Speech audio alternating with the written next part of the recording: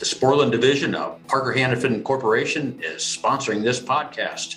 Sporland is the leading manufacturer of HVAC&R components. Using quality materials and craftsmanship, Sporland maintains a commitment to innovation, manufacturing excellence, service, and support for its customers since 1934. The company is known for its catch-all filter dryers, thermostatic expansion valves, solenoid valves, pressure regulating valves, suction filters, electric valves, controllers, supermarket monitoring solutions, chemicals, smart service tools, Zoom Lock Max Press to Connect, and Zoom Lock Push to Connect refrigerant fittings. If folks want to learn more, what do they do? You can go to sporland.com. I guess that's Jim and John for Sporland signing off. We've all been there, in the middle of a job, everything going smoothly, until boom, you're missing a part. United Refrigeration is your one-stop shop for all your refrigeration needs. Use your computer or smartphone to go to www.uri.com at any time of the day or night to check stock on your favorite brands, such as Copeland, Sporland, Carlisle Compressors, Danfoss, Emerson CPC boards and sensors, Carrel, Hussmann Parts, and K2Therm. United Refrigeration Inc. is home to these brands and many more. Looking for information on refrigerant conversions or refrigerant banking? Quick access links on the homepage can get you to the information you need. All approved accounts are able to see live to-the-minute inventory and pricing. Product not in stock at your local branch? No problem. Use the Nearby Stock feature to find a local branch that does have what you need. Are you looking for a branch address, phone number, or after-hours number? That's all available as well. Just click on the branch locator and search for your local branch. Have a model number and looking for a replacement part? www.uri.com/ARP has a vast list of quick pick replacement parts. Just search for the model number of the equipment you're working on and click the Replacement Parts tab. If you don't have an account, click the Register button and we'll have you online in no time. With more than 400 locations in North America, each United Refrigeration branch is fully stocked for immediate pickup. Our branch employees have in-depth technical knowledge, so we can help you get what you need when you need it.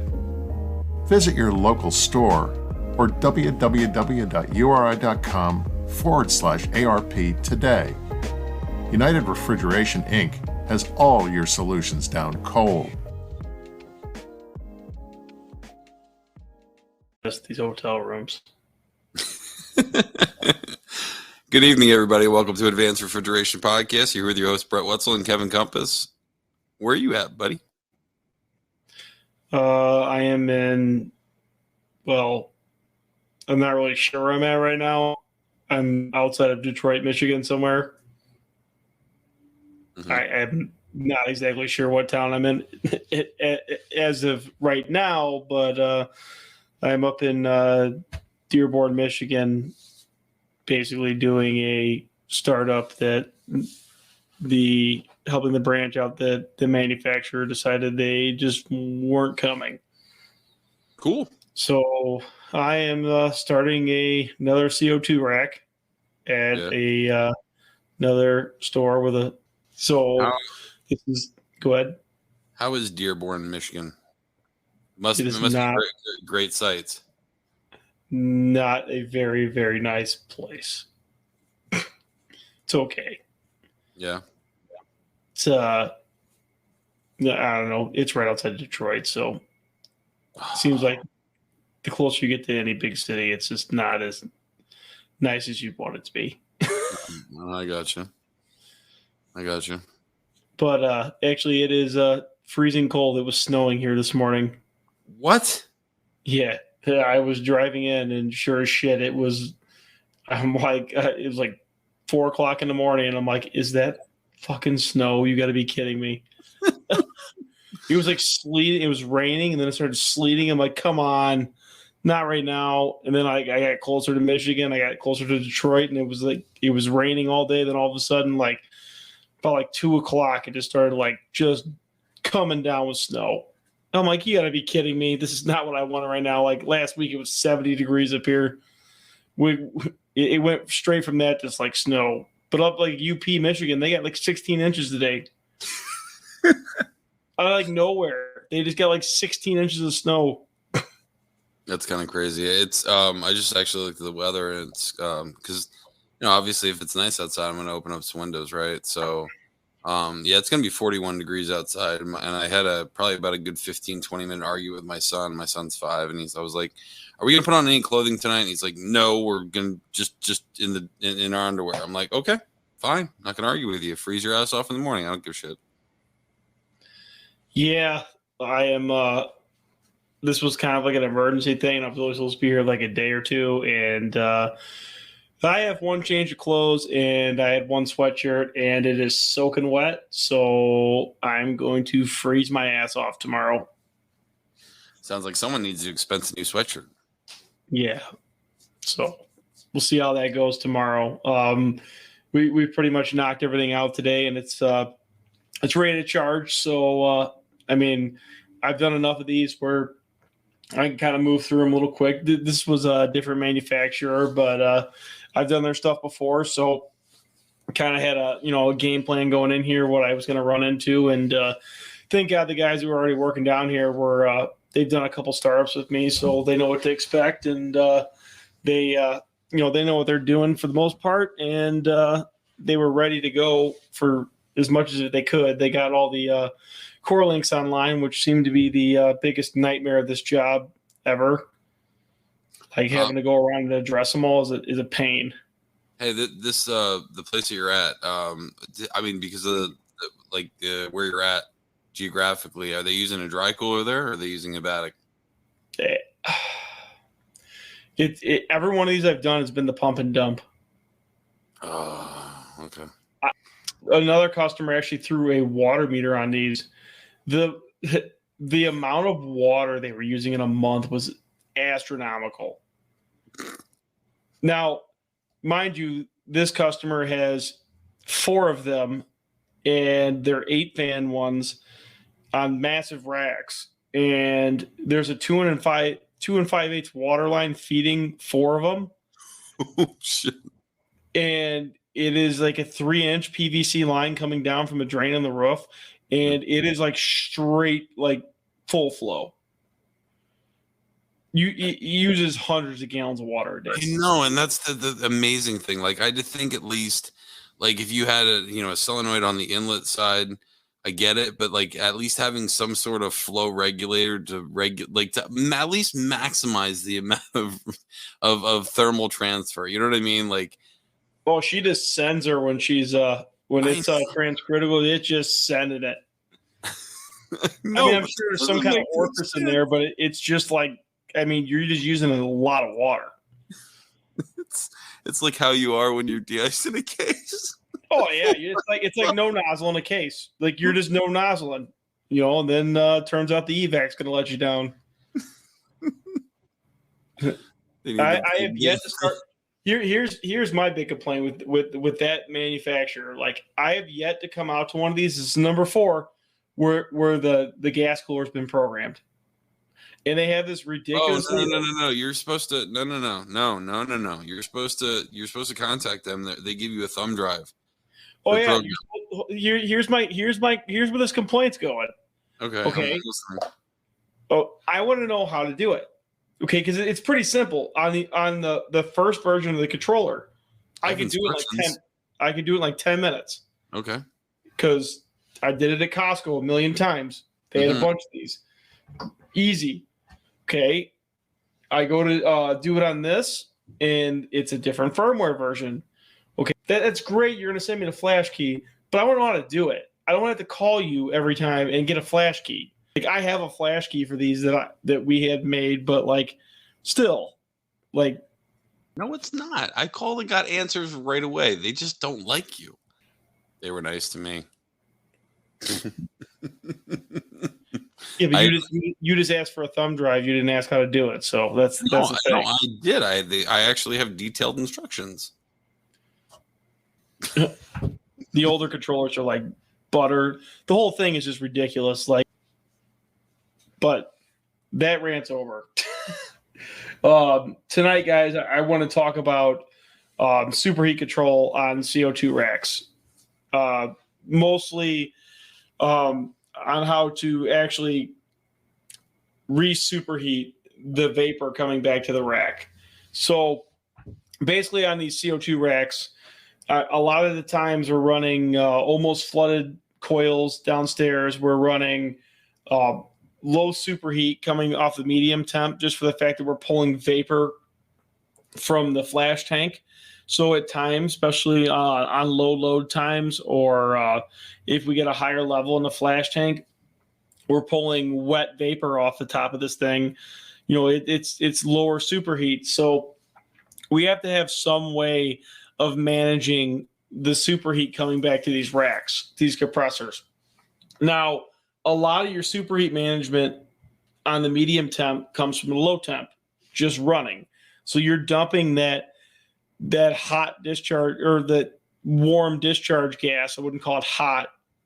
That warm discharge gas from the low temp of the booster into the medium temp side of the rack.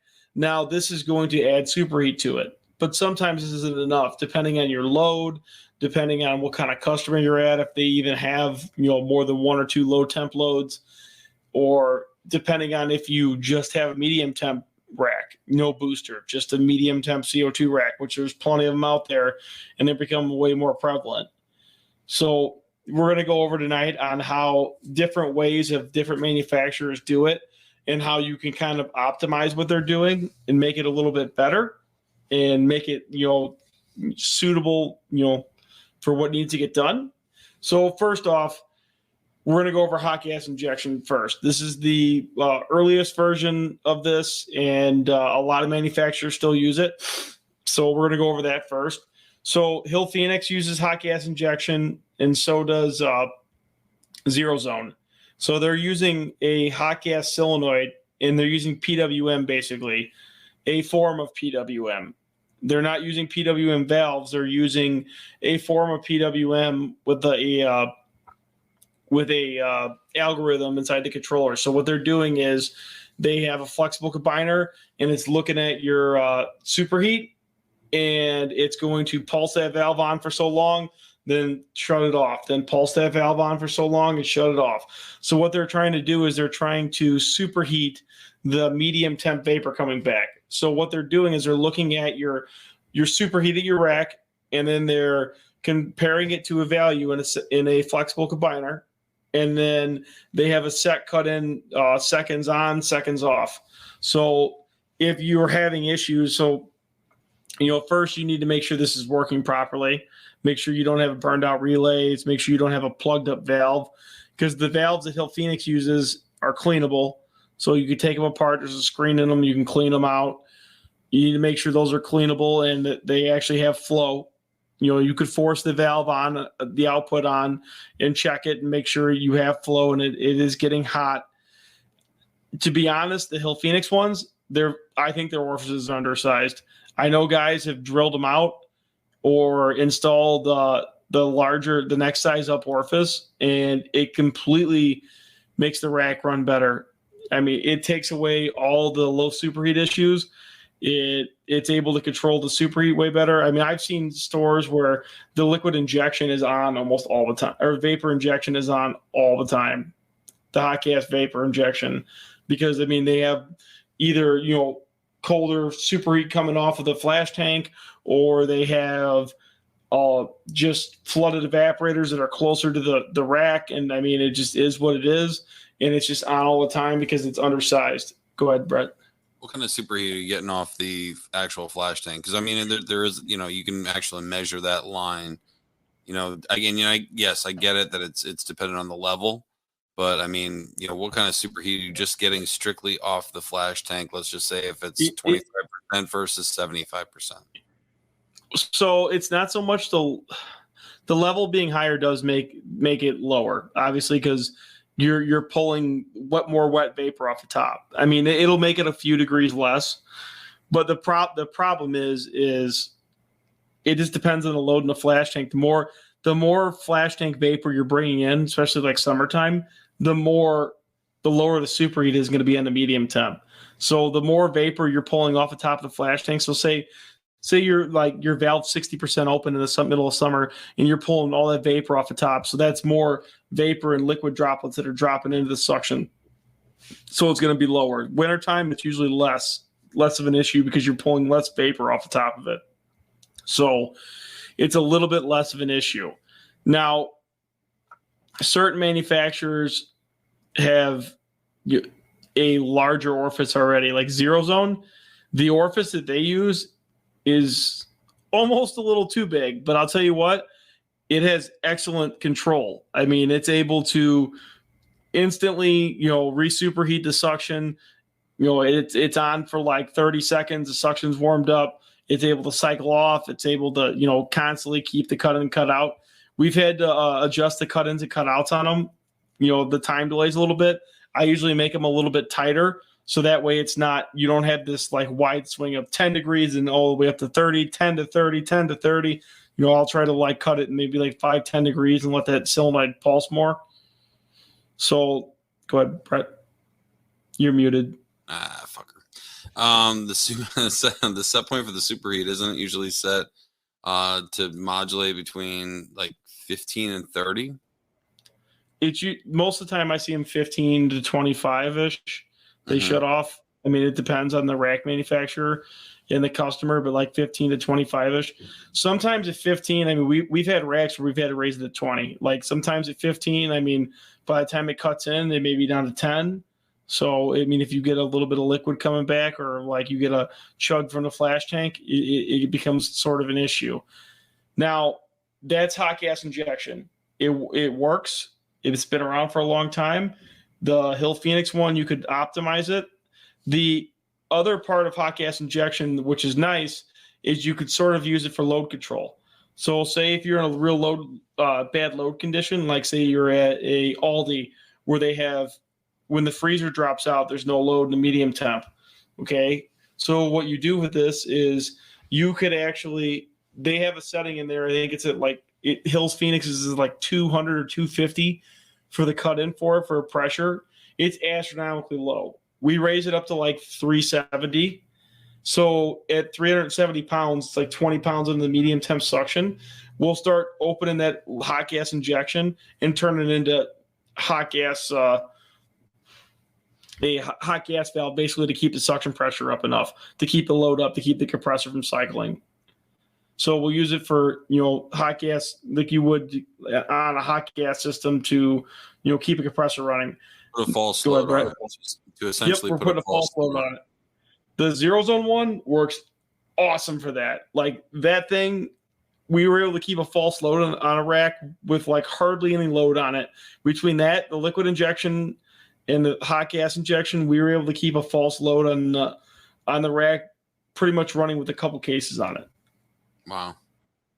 I mean, it's a little bit on the big side, but I mean, it works. I think it works way better.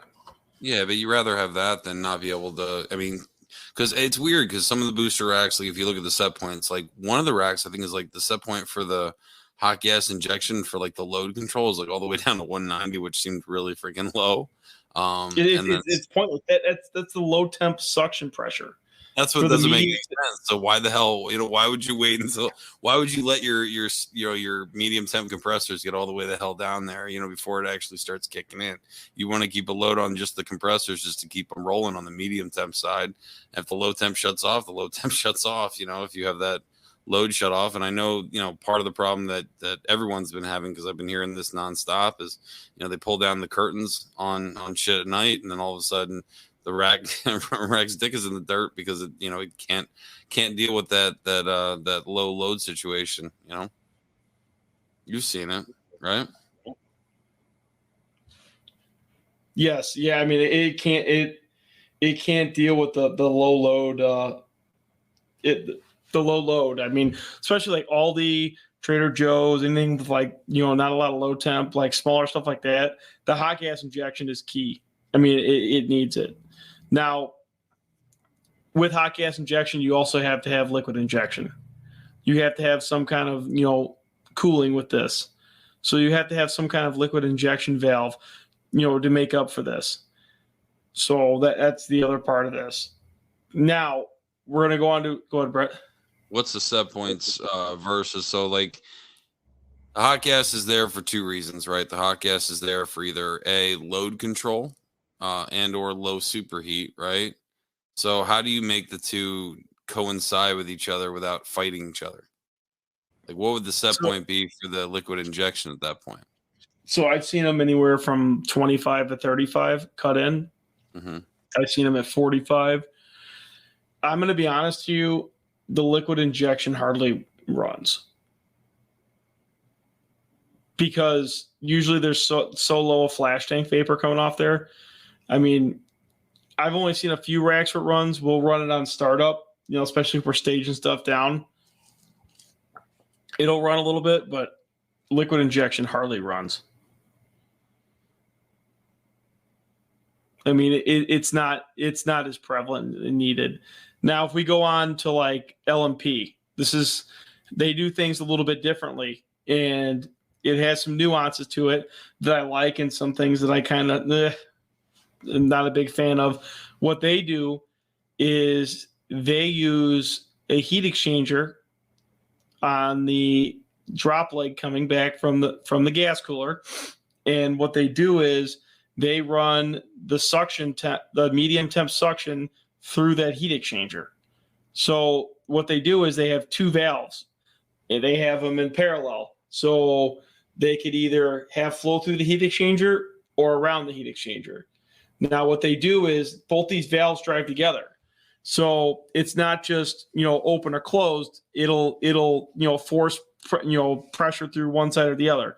So what they're able to do is they're able to do two things.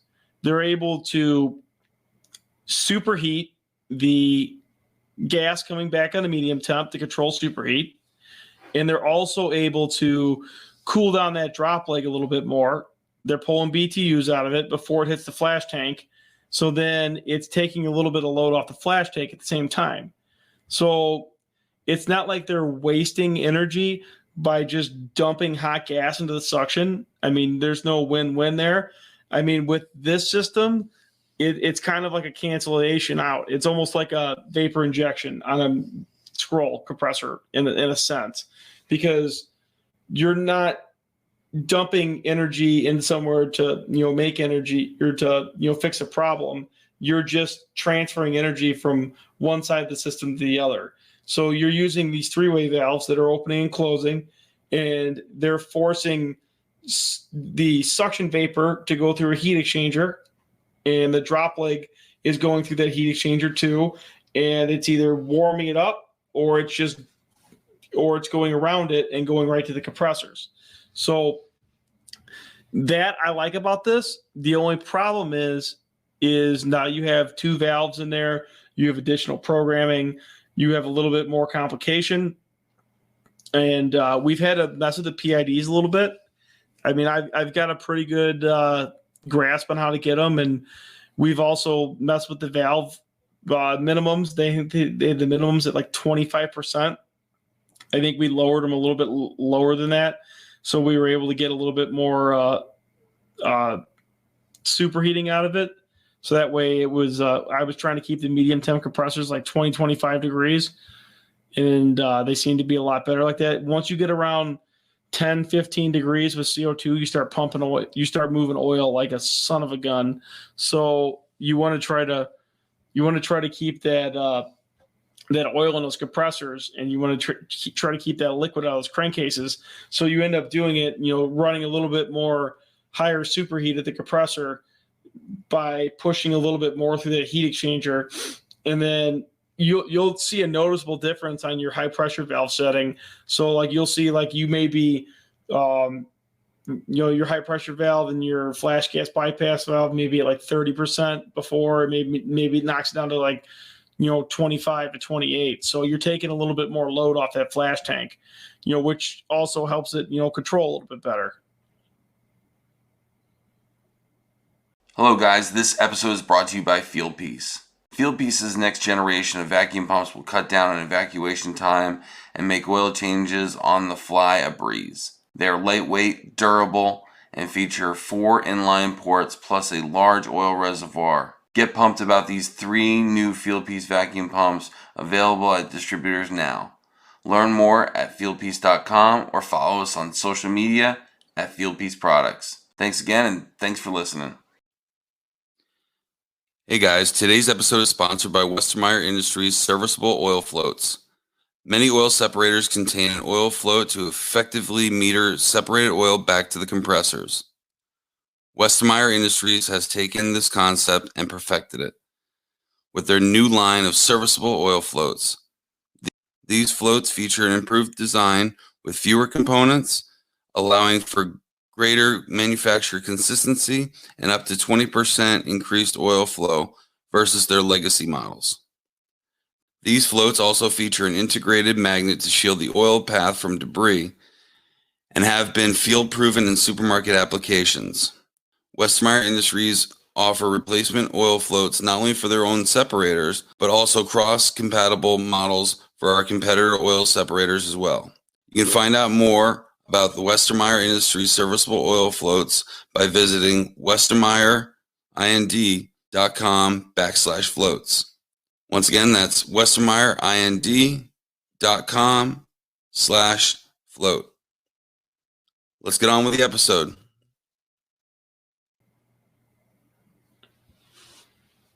So that is how I've seen them do it. Now, Zero Zone, they were doing a form of this on their racks. What they were doing is they were taking the low temp side of it. So the low temp vapor coming back, they just run it through a heat exchanger on the leaving liquid.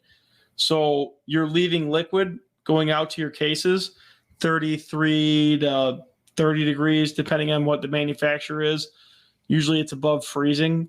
So they're running 33-degree liquid through a brace blade heat exchanger, and it has suction gas coming back. There's no control over this. It's the only thing I don't like about it. So it is raising the superheat on the low temp pumps, but it's keeping the superheat high enough where it's not going to cause floodback, and you're getting a little bit of subcooling on something you wouldn't normally have it.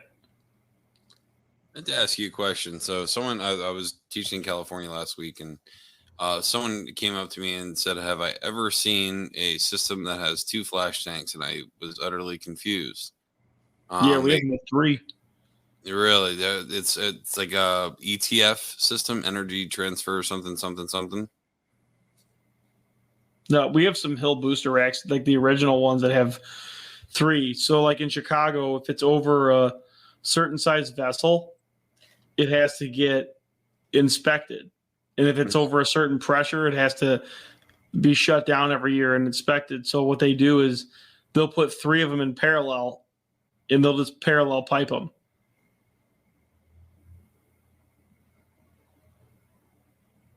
No, I'm looking for the guy sent me. This guy worked at somewhere down one of the Carolinas, and he's like, "Yeah, man, this rack has two different flash tanks. One for and they were." I looked at the settings briefly because he showed me a snapshot of what the what the piping diagram looked like, and one I forget what the pressures were. I'd be lying to you if I told you, but one was at X bar and the other one was at another bar, and I'd never seen that before, and I thought that was quite interesting. I'm assuming we have a Carnot rack like that, and actually like right down the road from where I'm at right now in Michigan. There's it runs 2 different flash tanks. It runs a low temp and a medium temp flash tank. So there's 2 different pressures running. They use the low temp flash tank is a vaporizer for the medium temp. So it's pulling how do you want to say it? They use ammonia all the time. I'm forgetting the term. It's not an accumulator. It's a thermal siphon. Thermal siphon.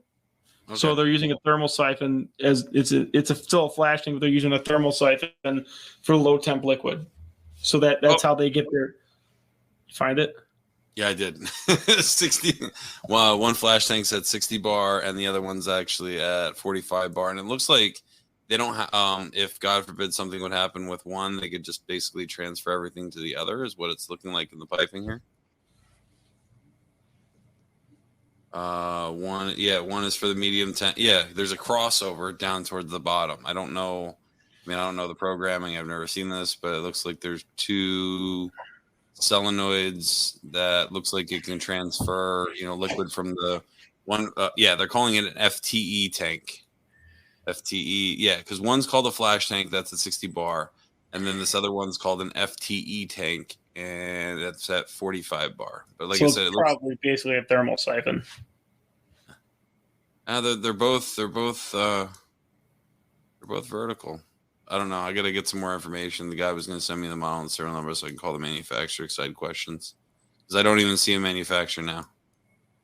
Oh, no, I do. KW. Kaiser Warren? Yeah. I mean, yeah, it's I've only seen one CO2 rack with them, and it was just hockey gas injection, kind of basic, bare bones. Yeah, I don't know. Like every one of these CO2 rack manufacturers, they need to stop putting the damn EMS boards in the door. Why? It's awesome when it rains outside.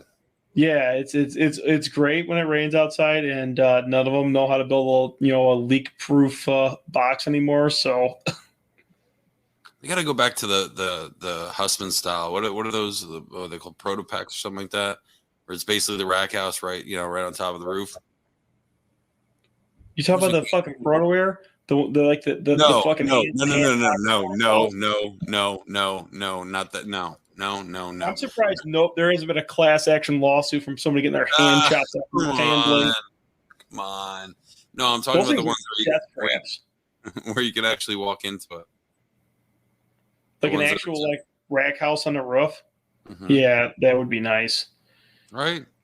Like this rack house, for example, it has like 9 panels you got to take off to get to the electrical panel. You have to take off these 9 heavy panels. Like they are not light, like they are heavy. Like so, and they're put up like at least 4 foot up in the air on those racks. Dude, I'm 6'2". I can't reach the electrical. There was steel up on the one job I was at, and they were like, look, we built a platform for you. They just took a whole bunch of plywood and C-clamped it around where all the steel was, just so, because otherwise, you're fighting the whole fucking thing, the whole job, Oh, yeah, there's a gas line, right a foot and a half behind us. It's like the Ankle Breaker 5000. It's just like the height, just like to bash your shin on it all day long. But, yeah, so... like back to the Superheat controlled. Now, I've seen other manufacturers like Hill for their low temp. They basically take the low temp coming back from the store and run it through the flash tank. So what they have is they have a pipe that goes inside the flash tank, and it's like a circuit coil. And it goes in the flash tank and then back out. And then sometimes it'll go back into the next flash tank and then back out. And that's how they're, superheating back up their low temp. So they're picking up. Go ahead, Brett. Oh, no, I was just...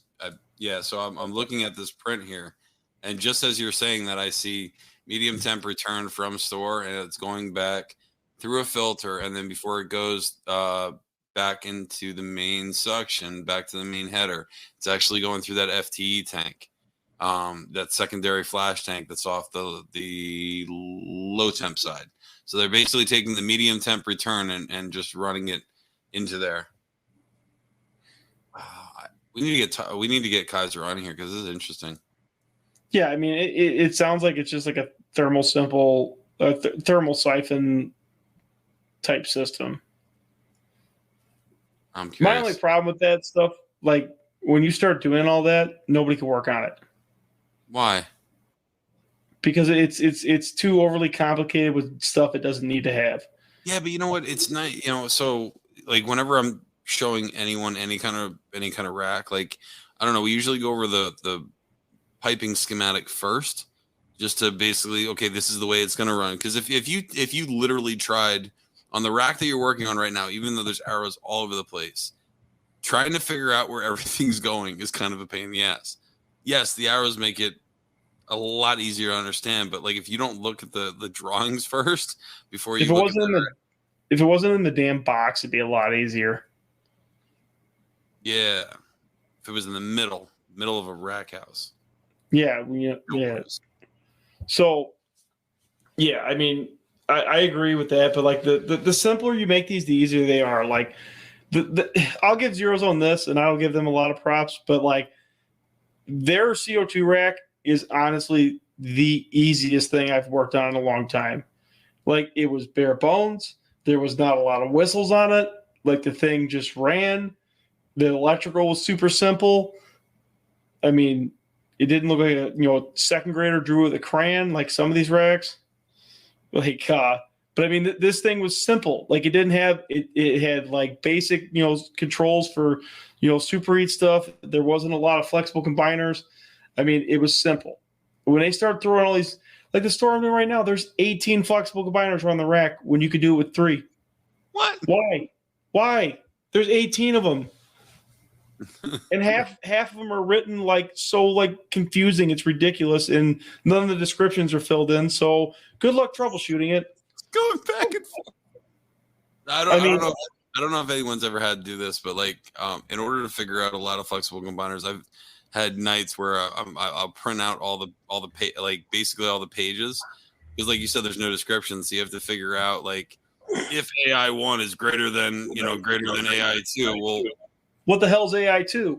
And what the hell's AI1? So it's a lot of going back and forth. So like a lot of times, like I find it really easy. Just take a screenshot of the formula, screenshot of the descriptions, and then kind of just lay them out on the floor and look like a serial killer trying to figure out which one's which. If you're gonna make flexible combiners, don't be a dick and write down the descriptions. What the hell was that? I don't know. What are you doing? My phone just keeps going off like random weird stuff. Yeah. What's the name of the OnlyFans account that you're watching? Oh God, I'm way too cheap for that. I am way too cheap for that. Yeah. I mean, if you're gonna make flexible combiners, don't be a dick and write the descriptions in there. That is more important than the logic working, in my opinion. So I have a question though. We're talking about superheat, and we haven't talked about case superheat, because I've seen a lot of manufacturers end up programming medium and low temp for like 8 to 10 degrees on a lot of their shit. It's because they don't know how to control it, and the valves hunt. That's exactly what it is. The valves hunt so much because they use the stock settings or the settings that they think are good, and they hunt. I mean, that's what it is. They don't know how to tune a case. And I mean, it is what it is. I mean, they're case manufacturers, not tuning people. Like, I mean, it takes a lot of time and talent to tune cases. I mean, it's not just like you're going to slap this number in here and send her to Jesus. I mean, it's going to take some time and effort to just get that working right. And like they just don't do it. Like, for example, the store I'm starting up right now, every case superheat is 5 degrees. I'm going to tell you right now, if you run their medium temp cases at 5 degrees with the tune they have, you're going to be blowing valve plates, or the reliefs are going to be whistling Dixie as soon as the load comes off the rack. Straight up subcooled liquid coming back to the suction. Yeah, that is what it is, because of the way they tune their stuff. I mean, you can't just throw every setting the same and all that. In case you guys are wondering, the Dixel settings for the superheat control is the same as the CoreLink. So if you find PID settings that work on a Dixel, they work on a CoreLink. It's the same product. Different candy bar wrapper. Different candy bar wrapper, same engine. Like, I mean, if you sit there and you tune some XM 679s or 678s and you come up with a good, pulse valve setting, it'll work the same inside the Dixel. It's the same PID settings. It's just got more of them. I mean, because you have a PID setting for every single valve, which is ridiculous in my opinion. Like, why you need a PID setting for three of the same valves in the same case.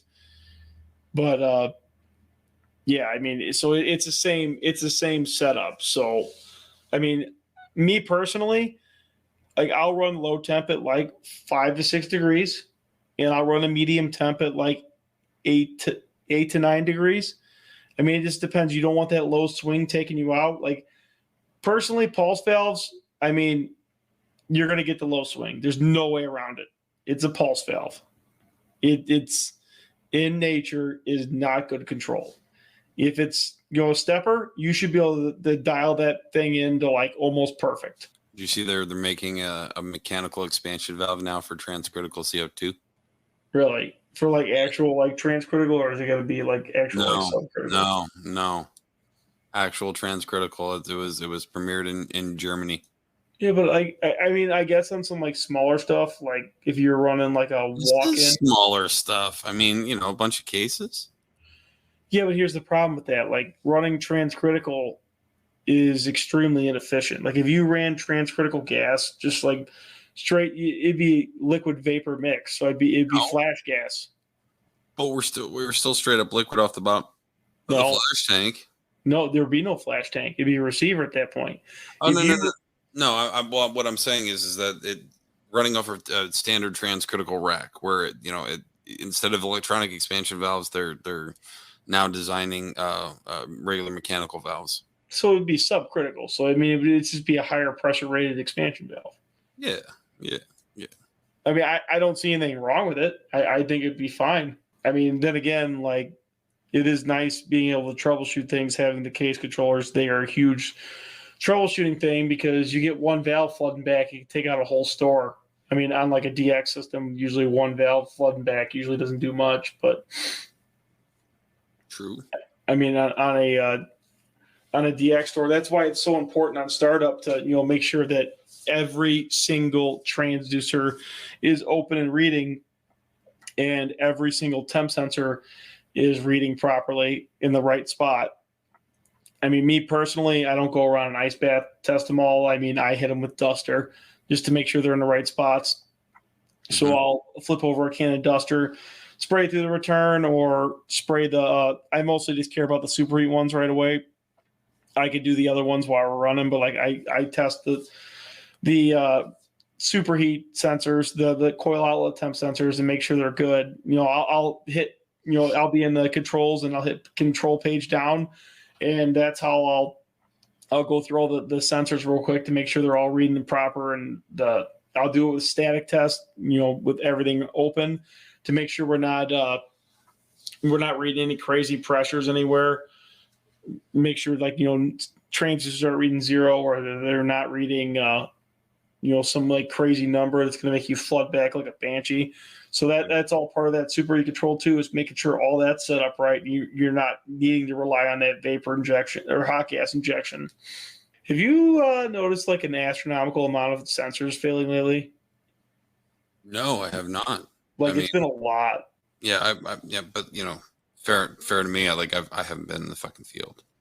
I've been planning training stuff and doing I haven't got out. I told my boss recently, I was like, yeah, next year we got to do some things a little bit differently because we're trying to get some trying to do some CO2 transcritical training, and I was like, I need to be out in the field a lot more than what I have been. So not that I don't like what I'm doing, I just feel like I want to get out in the field more and be able to get out there and train more people instead of being behind my computer screen. Yeah, I couldn't do that. Props on you. I dig it. I dig making videos for the guys, and I dig all the other stuff that I'm doing. And just, I don't know. That Wednesday, I'm actually getting out of the house for a whole day. I blocked out my calendar. I'm like, no one bother me. So. Yeah. You can come take my job traveling. Sure. Oh, be careful what you wish for. I think you lost your cold weather abilities. Oh no, I'm definitely. Oh, definitely. When I came here from came to Texas from Connecticut, I was like, oh, it can't be that hot. And I remember taking a picture of myself, and dying on a machine room floor, and I was like, oh my god, it's 120 degrees outside. I think I'm gonna fucking die. And and the same thing goes when I was dealing with a Cascade rack trying to figure out a tune for it, because the tune was straight when it was warm out, but as soon as it got cold, the rack control or the Superheat controllers just took a dump, because I didn't tune them, for cold weather or whatever. So I literally sat there for probably 4 hours, just trying to get the tune right, just trying to get this thing not to flood back. I was not very thrilled about the snow this morning. I was just like, you got to be kidding me. That's fucking hysterical. Like, I looked at the weather as soon as you said it started snowing, and it's actually supposed to get down to like 41 here in Texas, with the high today was like 72. I hate you. I told you should have moved to Texas, man.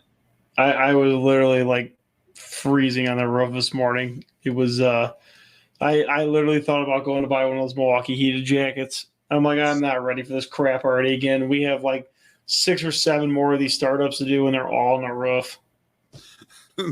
my daughter, the one that's up in Oklahoma right now, she calls me up and asked for a winter jacket, because originally she wasn't going to be up there when it got real cold. And she's like, Dad, I need a car or something. I'm freezing my patukas off. She's like, I can't do this anymore. And I actually thought about sending her a Milwaukee heated jacket. And she would, I don't know. I just thought it was funny. Sorry. Oh, yeah. Totally worth it. Totally worth it. But, yeah, I don't know. I mean, I'm not looking forward to winter come. We didn't get a fall. It went straight from 80 to like 10. So it did, didn't it? Yep. So no fall for us. So I mean, it's probably be a nasty winter. But all right, guys, we're gonna wrap up the Superheat Control. Thanks for listening. Later, man.